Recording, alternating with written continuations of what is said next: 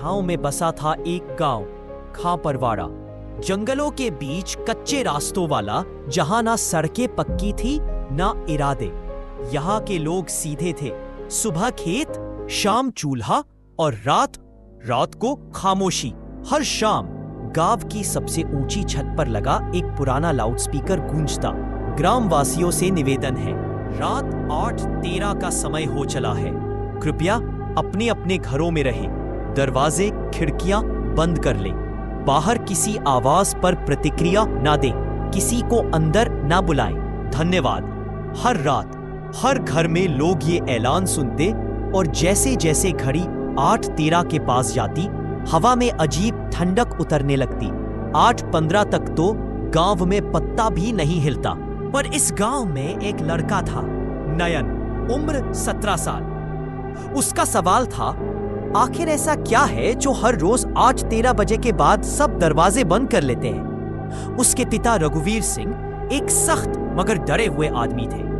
गांव के पूर्व प्रधान, जिनकी पत्नी यानी नयन की मां 22 साल पहले लापता हो गई थी। रघुवीर अक्सर कहते, बेटा, कुछ परछाइयां आवाज देकर बुलाती है, अगर उन्हें जवाब दिया तो फिर इंसान नहीं लौटता। नयन को इन बातों में कुछ भी तर्क नहीं लगता था। उसने मन में ठान लिया, मैं इस रहस्य की जड़ तक जाऊंगा। एक दिन नयन ने पुराने बक्सों की सफाई करते हुए दादी की एक पुरानी डायरी निकाली। सड़ी हुई जिल्द, फटे पन्ने। उसके अंदर जो लिखा था वो पढ़कर नयन कांप गया। 8:13 चूल्हा अपने आप बुझ गया। 8:15 खिड़की से कोई मेरे बेटे की आवाज में बोल रहा है। 8:17 मैंने दरवाजा खोल दिया। 8:19 मुझे अपनी गलती का एहसास हो गया। बहुत देर हो गई है। डायरी यही खत्म थी। उस रात नयन ने इरादा कर लिया, वो बाहर रहेगा। उसने कैमरा, टॉर्च, नींबू मिर्च का गुच्छा और रुद्राक्ष की माला जेब में रखी और घर की छत पर बैठ गया। 8:12 हवा में सन्नाटा, लाउड स्पीकर से वही आवाज। 8:14 गांव की बिजली गुल और पहली आहट। नयन, बेटा। आवाज उसकी मां की थी, पर नयन रुक गया। उसकी मां तो 22 साल पहले लापता हुई थी। बेटा, मैं वापस आ गई हूं, नीचे आओ। उसने बालकनी से नीचे झांका। एक औरत सफेद साड़ी में खड़ी थी।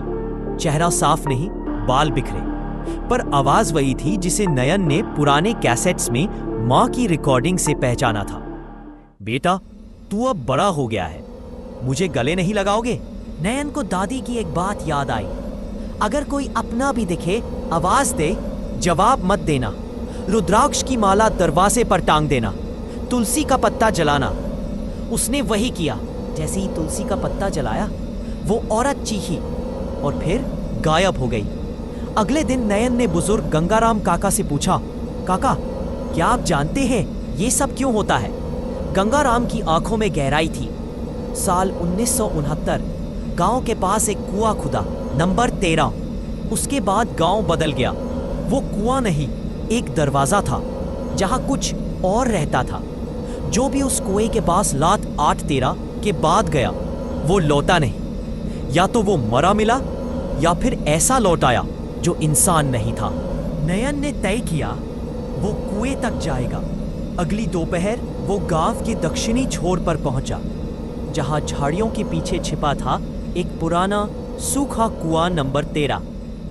उस पर एक टूटी पट्टी लगी थी, सावधान, यह कुआं जल का नहीं, आत्माओं का है। नीचे झांकते ही नयन की आंखें फैल गईं। कुएं में एक लड़की बैठी थी, वही जिसे उसने रात देखा था। अगली रात फिर वही आवाज आई, नयन, मैं बहुत थक गई हूं, मुझे अंदर आने दो प्लीज बेटा, मैं तुम्हारी मां हूं। इस बार वो खिड़की तक गया और सामने देखा उसकी मां जैसा ही चेहरा, पर आंखें काली खाली, जैसे कोई उसमें नहीं था। तुम मेरी मां नहीं हो, नयन बोला। उसने रुद्राक्ष माला टांगी और वो परछाई धुआं बनकर उड़ गई। अब गांव में हलचल थी। लोग नयन से सवाल करने लगे। कुछ डर गए, कुछ नाराज हुए। रघुवीर सिंह, पिता, ने नयन को मना किया, बेटा, तू जो कर रहा है वो सिर्फ दरवाजा खोल रहा है। तेरी मां को हमने खोया, अब तुझे नहीं खोना चाहता। पर नयन तैयार था। अब वो पीछे नहीं हटेगा। नयन के मन में अब एक ही सवाल था, वो कौन है जो मां की आवाज में मुझे बुलाता है? अगले दिन दोपहर वो फिर पहुंचा कुएं नंबर 13 के पास, पर इस बार उसने रस्सी और मोबाइल कैमरा साथ रखा। जैसे ही उसने कैमरा कुएं में उतारा, स्क्रीन पर कुछ दिखा। एक औरत सफेद साड़ी में, बाल खुले, आंखें बंद, पर चेहरा साफ दिख रहा था। वो उसकी मां थी। कैमरा झटके से बंद हो गया। गंगाराम काका ने एक किताब दी, बहुत पुरानी, जिस पर लिखा था त्रिनेत्र वशीकरण, आत्माओं की दुनिया से संवाद। नयन ने पढ़ा। हर गांव में अब हर दिन कोई ना कोई गायब हो रहा था। कभी कोई बच्चा, कभी बुजुर्ग, और हर बार रात 8 पेरा के बाद घर के बाहर खटखटाने की आवाज आती। लोग कहते वो खुद लौटे हैं, पर रघुवीर कहते जो लौटे हैं वो हमारे नहीं रहे। एक रात रघुवीर ने नयन को बुलाया। बेटा, अब तू जान ही गया है तो सच भी जान ले। तेरी मां मर गई थी उसी कुएं में, पर वो मरी नहीं थी, ले ली गई थी। ले ली गई? हाँ, एक आत्मा है, वृंदा, जो गांव की पहली पुजारी थी। जब कुआं बना, उसने उस जगह को शक्ति स्थल बना दिया, पर जब अंग्रेज आए, उन्होंने मंदिर तोड़ा और वहां कुआं खोद दिया। उस दिन से वो आत्मा एक आवाज बन गई। हर आवाज में वो समा सकती है जो तुम्हारे दिल के करीब हो।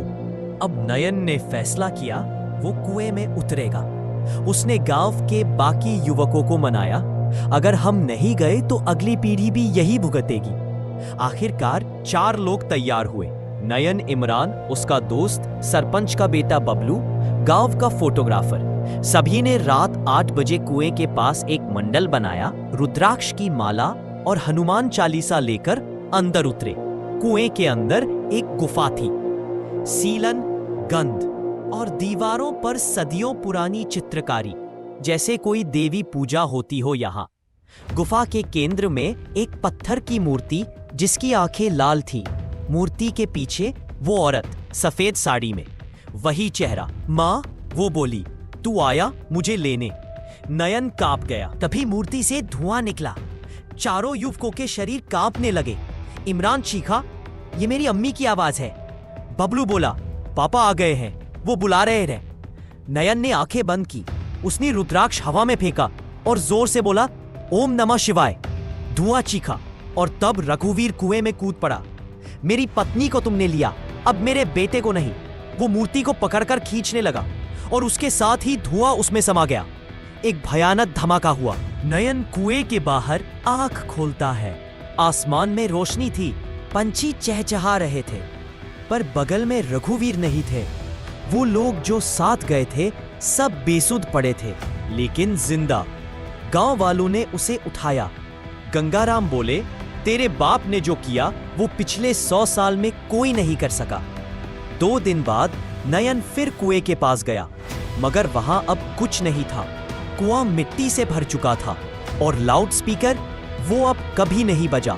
गांव अब शांत था, पर नयन जानता था कुछ चीजें मिट्टी नहीं, सिर्फ सो जाती हैं। और अगर कभी फिर कोई आवाज सुनाई दे तो जवाब मत देना, क्योंकि जब अंधेरा बोलता है तो अपने भी पराये हो जाते हैं।